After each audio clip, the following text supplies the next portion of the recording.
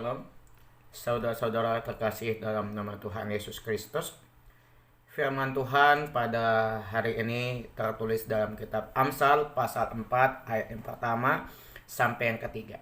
Begini firman Tuhan dikatakan, "Dengarkanlah hai anak-anak, didikan seorang ayah dan perhatikanlah supaya engkau beroleh pengertian." Ayat yang kedua, "Karena aku memberikan ilmu yang baik kepadamu, janganlah meninggalkan petunjukku." Ayat yang ketiga, "Karena ketika aku masih tinggal di rumah ayahku, sebagai anak lemah dan sebagai anak tunggal bagi ibuku." Demikianlah firman Tuhan. Tema firman Tuhan yang saya sampaikan mengenai mencintai hikmat dan didikan Tuhan. Saudara-saudara terkasih dalam nama Tuhan Yesus Kristus, kita harus perlu tahu bahwa Salomo dikenal sebagai seorang raja yang penuh hikmat. Pada masa pemerintahannya yaitu di Israel, mencapai puncak kejayaan. Karena Salomo dia memiliki hikmat dan pengajaran yang sehat dan didikan yang diajarkan Tuhan dalam dirinya.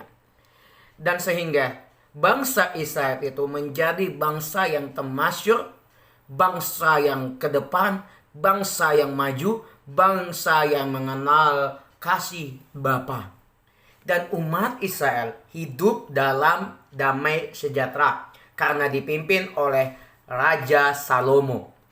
Kalau tidak ada Raja Salomo, maka bangsa Israel tidak dipenuhi hikmat dan tidak ada kejayaan, tidak ada termasmur, tidak maju bangsa Israel tersebut, dan hidup bangsa Israel itu tidak akan damai kalau tidak ada Raja Salomo. Dan juga kita dalam hidup kita di Indonesia, kalau tidak ada Presiden Jokowi memerintah bangsa Indonesia, maka bangsa Indonesia ini tidak jaya, tidak termasyur, dan tidak hidup secara rukun di dalam kejayaan yang terpuncak kita NKRI dan kita adanya toleransi. Sekarang kalau tidak ada Jokowi atau tidak ada Basuki Rahmat, dan itu tidak akan hidup damai kalau tidak ada presiden, tidak ada pimpinan yang memerintahkan bangsa Indonesia kita itu.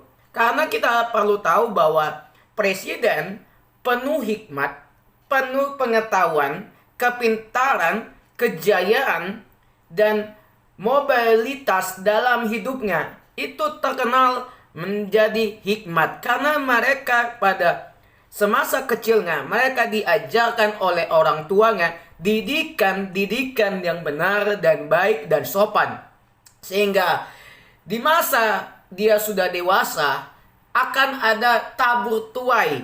Kalau kita menanam biji kebaikan, maka ada tumbuh buah yang manis, buah yang baik. Kalau bibit itu kebaikan. Kalau kita menanam bibit yang kejahatan, maka kejahatan itu akan muncul dan tidak hidup dalam kesejahteraan kehidupan bangsa negara Indonesia kita ini. Kenapa bangsa Singapura menolak Ustadz Abdul Somad? Karena bangsa Singapura itu lebih jaya, mengerti pengetahuan dan bijak dalam pengetahuan, dan sehingga mereka mendapatkan penilaian dan mendapat kajian bahwa Abdul Somad memiliki karakter yang tidak baik dan tidak ada didikan yang benar. Dan didikan yang diajarkan oleh Abdul Somad itu adalah kefitnahan, pemecah belah negara bangsa Indonesia. Yang dimana dulu kita toleransi, cinta, proklamasi, cinta NKRI, mengasihi, memperhatikan, memperdulikan bangsa kita, sekarang tidak. Karena ada pemecah belah NKRI sekarang ini. Maka itu kita harus perlu tahu, saudara-saudara, hikmat yang dimiliki oleh Raja Salomo tentu bukan tanpa sebab. Dia hendak berbagai pengalaman hidupnya sehingga menjadi orang yang berhikmat. Kalau kita harus perlu tahu, hikmat yang kita miliki sama dengan Raja Salomo. Karena hikmat itu belum tentu ada alasan tertentu. Belum ada sebab tujuan yang benar dalam hidup kita. Maka dari itu, seorang presiden hendak berbagi pengalaman cerita kehidupannya kepada masyarakat NKRI. Kalau tidak berbagi pengalaman kebaikan semasa hidupnya, maka tidak ada orang yang diberkati. Tidak ada orang yang berhikmat di dalam Indonesia ini. Namanya tidak ada sekolah, ya tidak mungkin anak-anak bangsa negara ini maju menciptakan yang tidak ada menjadi ada. Karena apa? Karena ada didikan, ada sekolah, ada temazmur, ada hikmat yang diberikan oleh raja, diberikan oleh pimpinan. Seperti siapa? Raja Salomo, Presiden Jokowi, wakil presidennya Muhammad Amin atau Muhammad siapalah wakil presidennya, atau bupati kita yang dulu Basuki Rahmat. Itu yang menjadi didikan yang benar, sehingga banyak orang yang menjadi pimpinan yang teladan, pimpinan yang disukai oleh orang-orang banyak. Maka namanya dimasyurkan, dikenal, dan dikembangkan, dan dijayakan semasa hidupnya. Sampai dia meninggal pun nama baiknya itu harum di mana-mana. Kalau kita berbuat jahat, maka nama kita akan jelek sampai kita mati pun nama kita jelek di mana-mana dalam dunia kita. Raja Salomo mengatakan bahwa semuanya diawali dari keluarga. Ingat, pendidikan pertama itu dari keluarga dahulu. Kalau keluarga kita benar mengajarkan kepada kita, maka didikan yang baik itu kita lakukan.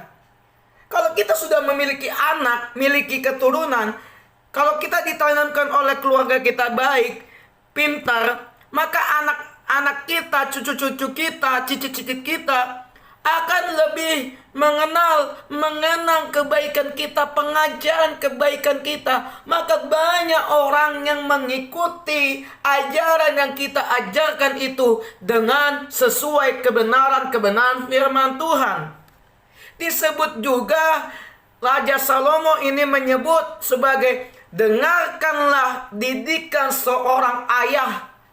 Aku diajari ayahku.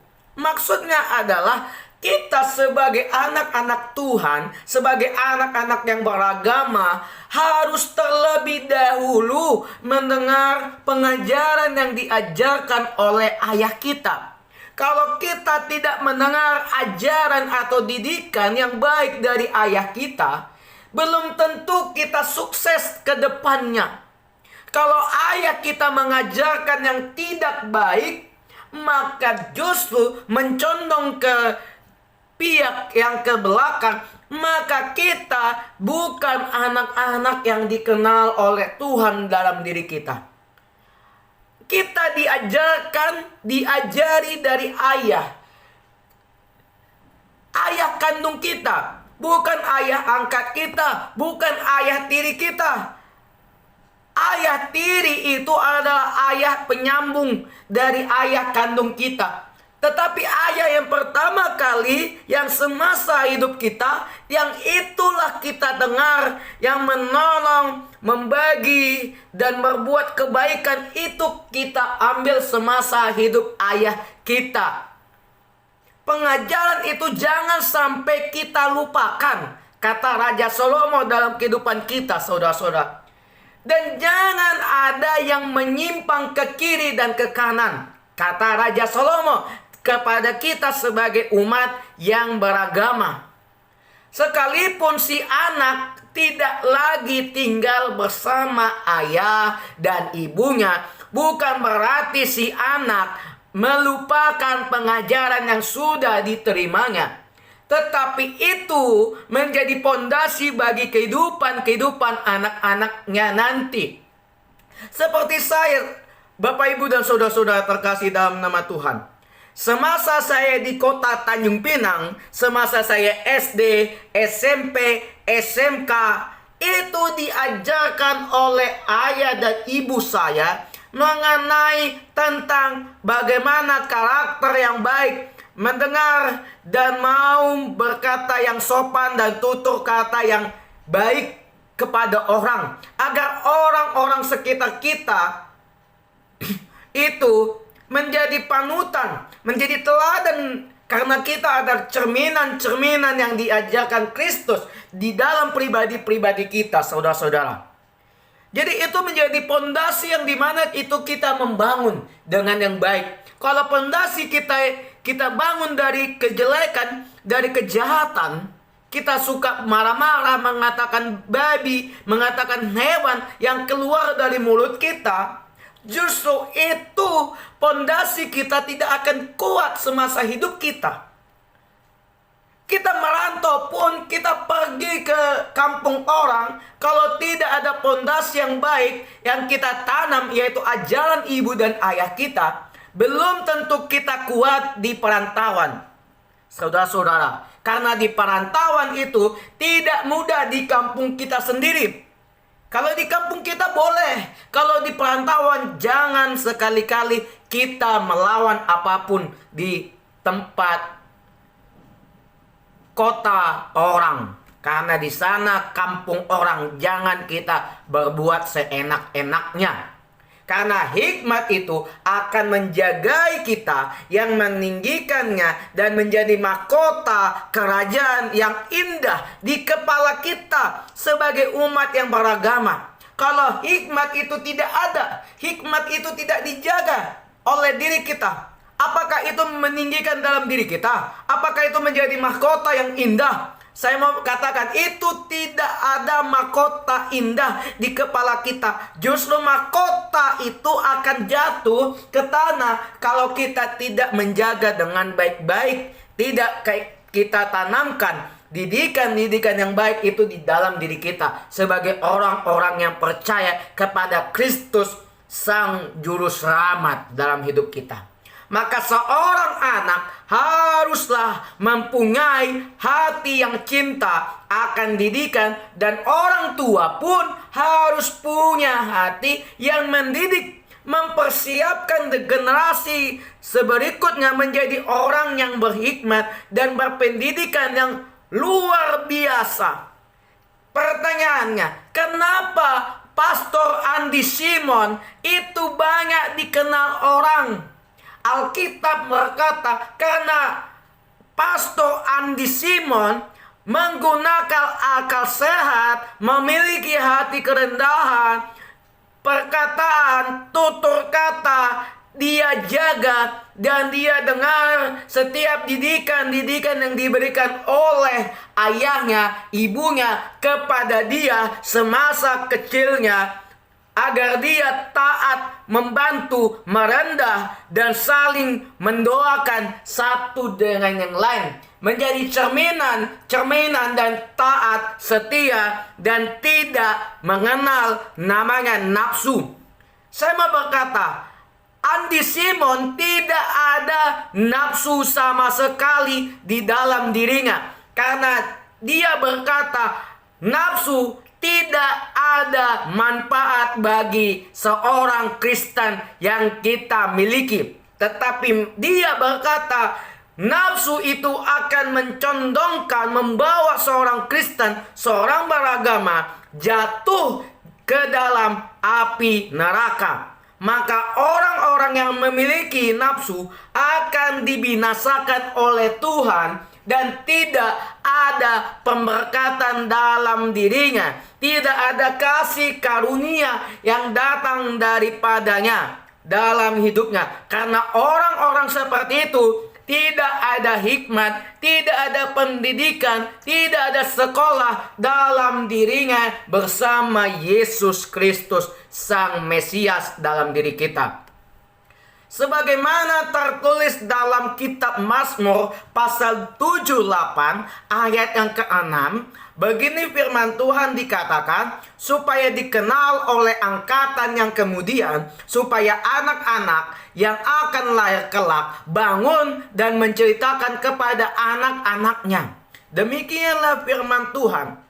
Saudara-saudara terkasih dalam nama Tuhan Yesus, jika kita masih ingat sinetron yang berjudul Keluarga Cemara, di sayang lagunya dikatakan, harta yang paling berharga adalah keluarga. Karena keluargalah yang menjadi mutiara yang paling indah. Karena puisi di mana-mana kita melihat di Indonesia ini, yang paling banyak maknanya, banyak yang mengerti adalah keluarga. Puisi di mana-mana kita lihat di junjung tinggi yang disampaikan di depan oleh masyarakat umum adalah puisi keluarga bersama ayah dan ibunya. Karena itu menjadi ikatan kasih kepada kita bersama keluarga. Karena keluargalah harta yang satu-satunya perlu kita jaga. Harta kekayaan tidak perlu kita jaga, tetapi kita harus perlu jaga ayah dan ibu kita semasa mereka masih hidup. Karena kita lahir dari hubungan ayah dan ibu kita. Kalau tidak adalah hubungan ikatan seks bersama ayah dan ibu kita, maka kita tidak ada di dunia ini. Ingat baik-baik, karena keluarga menjadi tempat pertama dan fondasi dasar yang akan pengaruh kehidupan kita sebagai orang yang beriman tunduk kepada Kristus Yesus. Sadarilah atau tidak kamu sadari bahwa di dalam keluarga akan terjadi namanya proses belajar dan mengajar tentang kehidupan ini. Kalau tidak ada proses dan kamu tidak mau diproses, tidak mau dibentuk pertama kali di keluarga, maka kamu tidak ada kehidupan mulia. Tidak ada orang-orang akan mengenal kamu kalau kamu tidak mau diproses terlebih dahulu di dalam keluargamu. Karena di keluarga itulah yang menjadi pengajar, dan di situ juga guru. Ayah dan ibumu guru pertama yang mengajarkan tentang kehidupan. Itu sebabnya sering kita dengar bahwa keluarga adalah sekolah kehidupan. Pertama, kita sekolah di rumah. Diajarkan karakter, didikan, sifat yang baik, dinasehatin, ditegur, dihajar, dipukul. Itu karena apa? Karena ayah dan ibu itu sayang kepada kita sebagai anak-anak ke depannya, generasi penerus bangsa ini, dan juga generasi Kristus yang mengenal salib Yesus di dalam pribadi-pribadi kita. Kalau kita tidak menjadi cerminan pertama kali di sekolah kehidupan kita bersama keluarga, maka tidak ada kehidupan yang tentram bersama diri kita. Maka firman Tuhan hendak mengajarkan kita bagaimana untuk mencintai didikan hikmat Tuhan. Jika orang tua cintakan hikmat Tuhan, maka dia akan mengajarkan kita kepada kita sebagai anak-anaknya. Jika anak atau orang muda mau mendapatkan kehidupan yang baik, maka dia akan cinta terlebih dahulu adalah didikan dari hikmat Tuhan melalui pengajaran orang tua kita.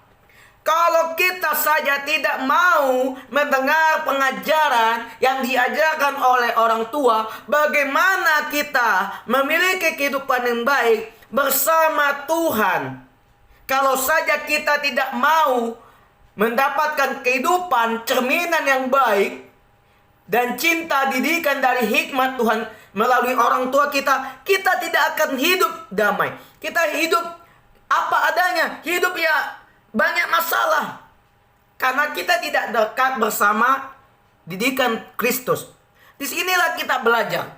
supaya jangan sampai kita dikelabui oleh hikmat dunia yang pada akhirnya menyesatkan anak-anak kita kemudian hari dan membuat hati orang tua kita sebagai sedih.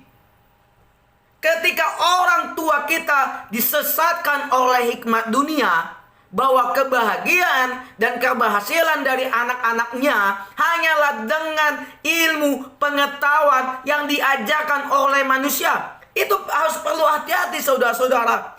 Jangan kalian menganggap keberhasilan itu dari hanya ilmu pengetahuan diajarkan guru di sekolah. Tetapi ilmu itu pertama kali harus kita minta kepada Tuhan. Karena hikmat itu, kebahagiaan itu hanya ada satu-satunya, Allah Yahova Rafa, Yahova Shalom, Yahova Jireh di dalam hidup kita saudara-saudara. Maka akhirnya mereka akan terobsesi dengan kebahagiaan dan kesuksesan yang dari dunia dan akan terjerumus selama-lamanya kepada kebinasaan dunia. Karena iblis akan mencuri kebahagiaanmu, akan mencuri kemuliaanmu, pengetahuanmu bersama Yesus, dan dia akan memutuskan jembatan-jembatan yang kekal itu bersama Yesus.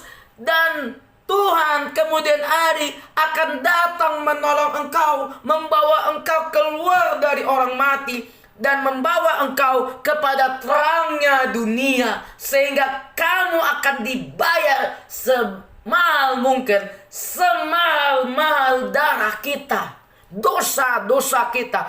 Itu yang menjadi pembayaran yang mahal dalam diri kita sebagai orang-orang yang beriman. Demikianlah firman Tuhan pada pagi hari ini. Mari kita tutup dengan doa. Terima kasih Tuhan atas anugerah yang Kau berikan kepada hamba-Mu saat ini. Biarlah hikmat dan didikan itu datang daripadamu melalui orang tua kami yang saling mencintai dalam hidup kami semuanya Tuhan. Kami tahu, kami percaya bahwa itu semua daripadamu Tuhan Yesus. Itu semua pemberian-pemberian Engkau kekal bersama-sama dengan kami. Tetapi dunia mempromosikan itu semua, memalsukan, menjabarkan, membawa kami kepada kesesatan-kesesatan dunia, sehingga kami masih terbebas dalam dunia ini Bapa. Terima kasih Tuhan. Inilah doa kami. Haleluya. Amin.